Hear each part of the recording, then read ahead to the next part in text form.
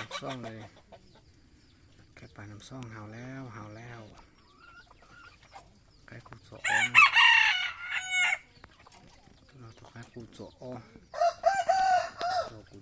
กูโจนะตัวนั้นนะกลัวขาเกินนี่นะตัวใช้นอกูเท่าตัวดีนะตัวเราอ้อสองไก่นะบอกไอ้โจ้เราสั้นออกมาขายพีจีจองด้วย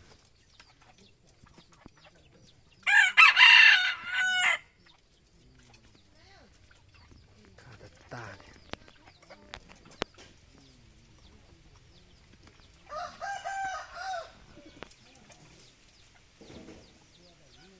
เสียที่ขอรู้อีตัวคอสุดตัวเดี๋ยวอีสักตัวมันลงเก้าอย่างนี้เนาะ저거 또 시다 땡스네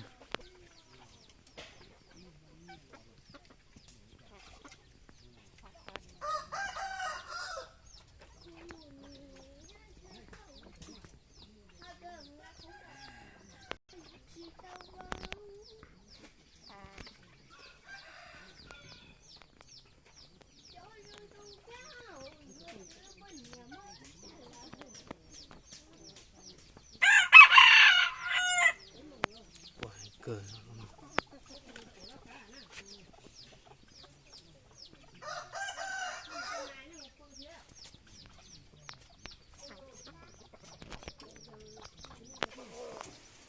มาได้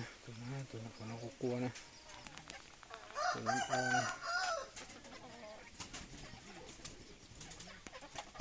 น้ำส้มเลยจอนเราเอาตุ๊บปอ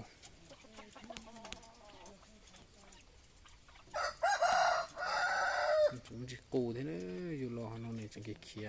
ชัดดีสินะ